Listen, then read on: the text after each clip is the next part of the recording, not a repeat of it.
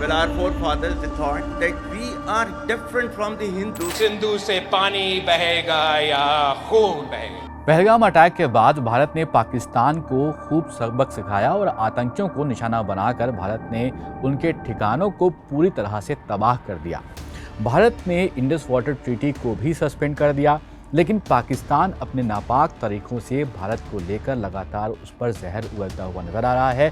Pahalgam attack से पहले और बाद में पाकिस्तान के डिफेंस फोर्स हो, उसके ऑफिसर्स हों या फिर उनके जो नेता हैं, वो लगातार जहर उगल रहे हैं। इस स्टोरी में बात करेंगे उन बयानों की और साथ साथ बात करेंगे कि भारत की तरफ से क्या बयानों पर उनके रिएक्शन मिल रहे हैं, उसकी भी बात होगी। मेरा नाम है सैयद सोबान, आप देख रहे हैं स्विच।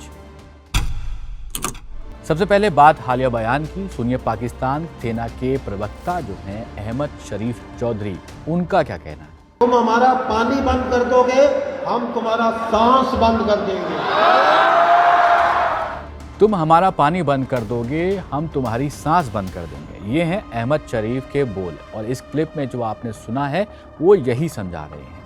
सीधे इशारा भारत की तरफ है। ये क्लिप कितनी ऑथेंटिक है उस पर हम अभी कुछ नहीं कह सकते हैं, लेकिन मीडिया रिपोर्ट्स के हवाले से जो बातें निकलकर सामने आ रही हैं उससे यहाँ पर यही समझ में आ रहा है कि पाकिस्तान की आर्मी और आतंकी संगठनों की नज़दीकी एक बार फिर चर्चा में दिख रही है। पाकिस्तानी आर्मी की जो स्पोक्स पर्सन हैं लेफ्टिनेंट जनरल अहमद शरीफ चौधरी इनका नाम है, एक तरह से भारत को धमकी देते हुए नजर आ रहे हैं। 22 अप्रैल के पहलगाम आतंकी हमले के बाद इंडस वाटर ट्रीटी पर सवाल उठाते हुए वो नजर आ रहे हैं। मीडिया रिपोर्ट्स की माने तो जनरल चौधरी के इस बयान का जो कंपैरिजन है वो लश्कर तैयबा के चीफ हाफिज सईद की एक पुरानी स्पीच से किया जा रहा है। हाफिज सईद ने कहा था कि अगर तुम हमारा पानी रोक दोगे तो हम तुम्हारी सांसें रोक देंगे और फिर नदियों में खून बहेगा। सोशल मीडिया पर कई यूजर्स ने दोनों बयानों के बीच सिमिलरिटी ढूंढ ली है, लेकिन हाफिज सईद का जो ये वीडियो है ये कब का है इस पर अभी भी कोई जानकारी नहीं मिल पाई। भारत ने पाकिस्तान पर लंबे वक्त से क्रॉस बॉर्डर टेररिज्म का बढ़ावा देने का आरोप लगाया हुआ है। अब जब एक आर्मी ऑफिसर भी आतंकी जैसी भाषा बोल रहा है तो सवाल उठता है कि क्या फ़र्क रह गया है इन दोनों में। अब इसी पानी से जुड़ा हुआ एक और बयान बिलावल भुट्टो ने भी दिया था। क्या कहा था पहले आप वो सुनिए। सिंधु पे हमला करे तो उनको मालूम है कि या इस सिंधु से पानी बहेगा या खून बहेगा। पहलगाम अटैक के बाद जब भारत ने पाकिस्तान के खिलाफ कड़े फैसले लेना शुरू किए तो पाकिस्तान में हर कोई बौखलाया हुआ नजर आ रहा था।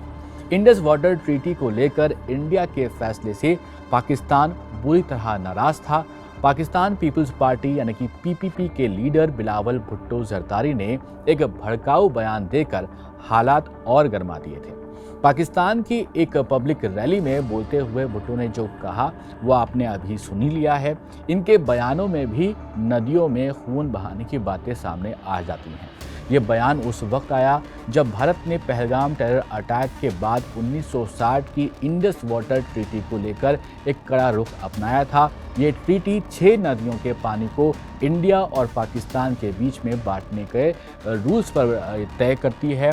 पाकिस्तान के लिए ये ट्रीटी बेहद ज़रूरी है क्योंकि पानी से उसका 80% जो एग्रीकल्चर लैंड है उसकी सिंचाई होती है।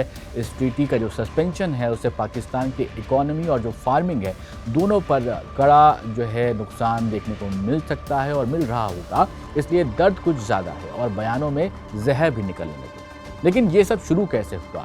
पहलगाम अटैक के कुछ दिन पहले असीम मुनीर जो अब फील्ड मार्शल बन गए हैं पाकिस्तान के, उनका भी एक बयान खूब चर्चा में आया था।